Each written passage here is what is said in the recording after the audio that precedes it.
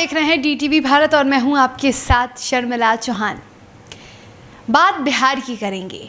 बिहार में बहुत सारी कमियां फिलहाल देखने को मिल रही हैं और सबसे बड़ी बिहार में जो ज़रूरत की चीज़ है वो है रोजगार। रोजगार को लेकर लगातार आवाज़ें उठती हैं और ऐसे में रोजगार नहीं है, बिहार में उद्योग धंधे नहीं लगाए जा रहे हैं। आर्थिक तंगी से हमारा बिहार रोज गुजर रहा है और इसका सामना और इस मुसीबत से दो चार कौन करता है? तो आम जनता करती है।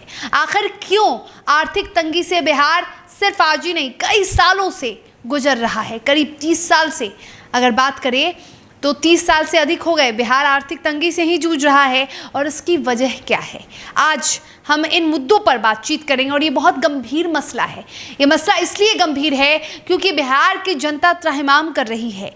लगातार नई सरकारें बनती हैं और उम्मीद सिर्फ इतना होता है कि रोजगार ज़्यादा से ज़्यादा लोगों को मिलेगा, लेकिन मिल नहीं पाती है और बिहार जस का तस आर्थिक मुद्दे को लेकर आर्थिक तंगी झेल रहा होता है। चलिए इस खास बातचीत को हम जारी रखते हैं और अपने खास मेहमान से आपका परिचय कराते हैं। मोहम्मद रियाजुद्दीन हमारे साथ जाने माने समाज सेवी जुड़े हुए हैं और इस खास और गंभीर मुद्दे पर आज हमारे साथ चर्चा करेंगे। रियाजुद्दीन जी, ये बहुत गंभीर मसला है, आर्थिक तंगी। हमारा बिहार लगातार इस तंगी से गुजर रहा है।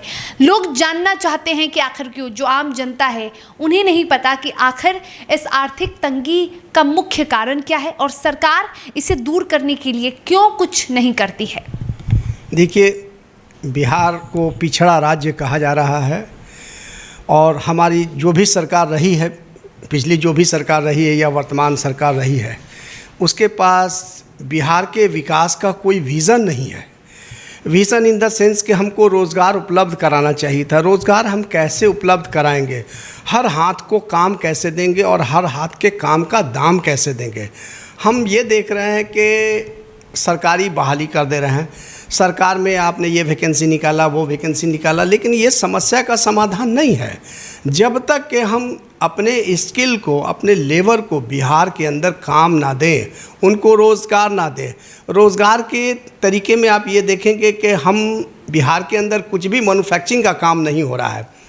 एक जूता नहीं बनता है, एक चप्पल नहीं यहाँ बन रहा है ब्रांड टाइप का को जो नाम दे करके, या ब्रांडेड चप्पल नहीं निर्माण हो पा रहा है, जूता नहीं हो रहा, शर्ट नहीं।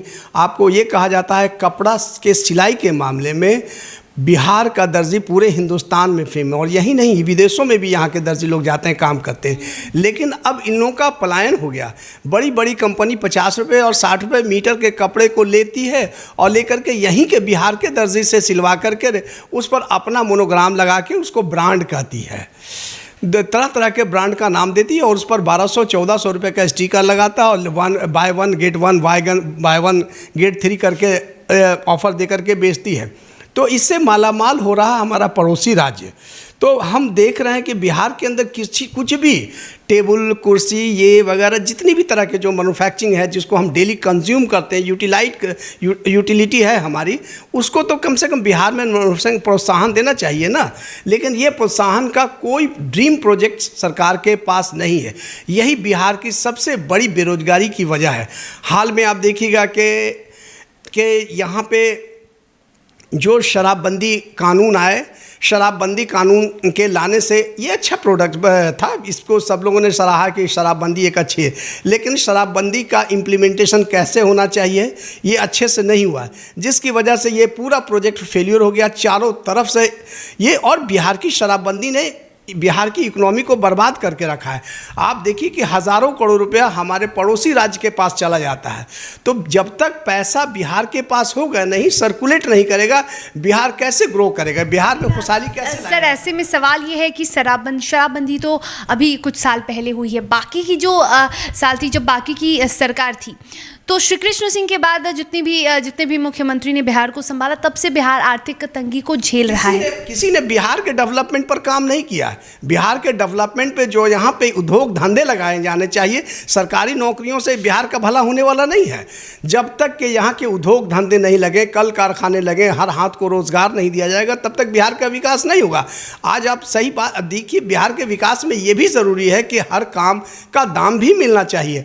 आज हम देख रहे हैं कि हमारे लोगों का, जो निचले स्तर के लोगों का है, हर जगह सरकार भी उस तरह का शोषण करने चली है, एक्सप्लॉयटेशन का सब ठीका प्रथा पे डाल दिया है।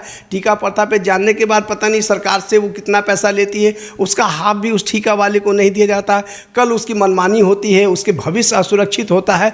ऐसी स्थिति ला करके खड़ा किया। बिहार की स्थिति बहुत दुर्दशा में है और बिहार एक त्रयमाम स्थिति में आया है जब से हमारा ठीका प्रथा लाया।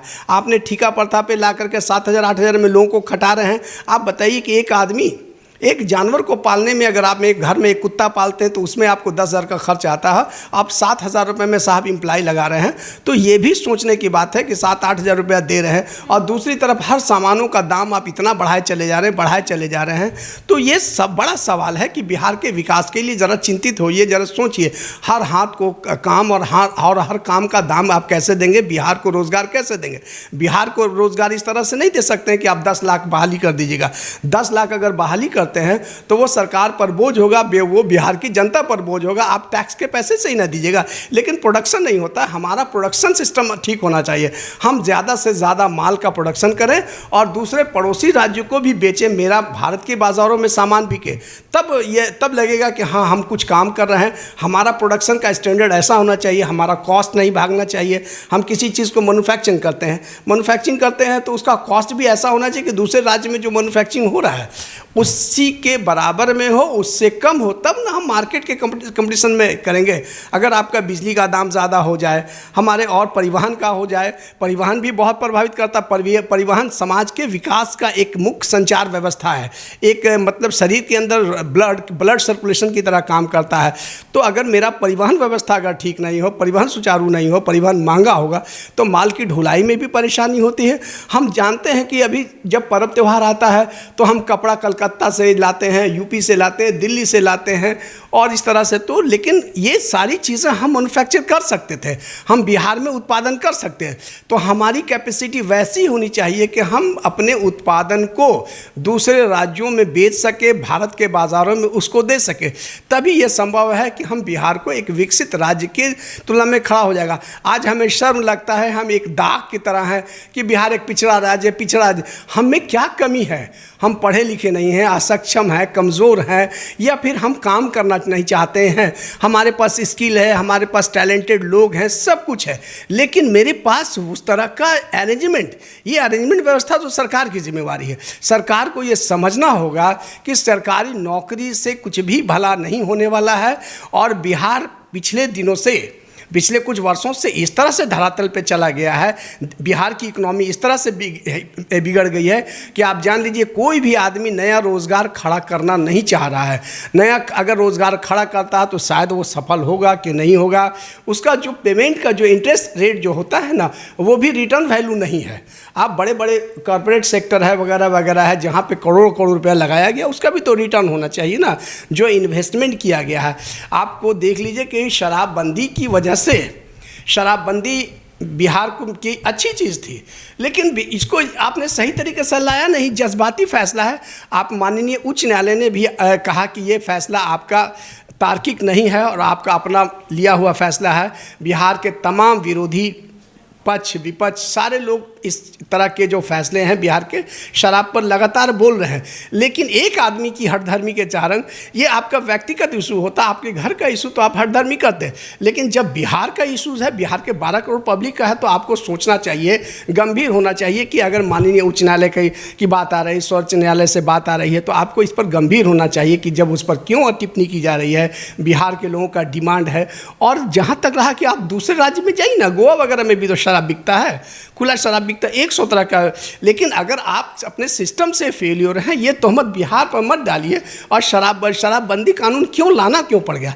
क्योंकि आपने शराब को इस तरह से मतलब इतना पब्लिकली आम कॉमन कर दिया। आप कोई भी काम तरीके से, अगर आप सब्जी काटने के लिए छुरी का इस्तेमाल करते हैं, अगर हाथ काट लेते हैं तो ये दोष आपका है, उस छुरी का दोष थोड़े कि आपने ये किया। तो आपने शराबबंदी को, पिछली सरकार भी शराब बेच रही थी, लेकिन जब आपने शराब बेचना शुरू किया तो इतना कॉमन कर दिया, इतना कॉमन कर लिया कि बहुत बुरे परिणाम आने लगे। तो हम ये भी बात हुई, इस पिछली बार भी बोला कि चेक एंड बैलेंस से काम कीजिए बिहार की भावनाओं के साथ, बिहार के विकास के लिए। अगर आप ऐसा नहीं करते हैं तो हम बिहार के बेहतर भविष्य की हम कल्पना भी नहीं कर सकते हैं। इसलिए हम चाहते हैं कि शराब को, मतलब कि बिहार के कॉर्पोरेट सेक्टर, बड़े बड़े होटल, बड़े बड़े ये आपको देखिएगा कि बड़े बड़े कॉमर्शियल सेक्टर, जितना कॉमर्शियल लोग हैं उनकी मीटिंग यहाँ पे बंद हो गई।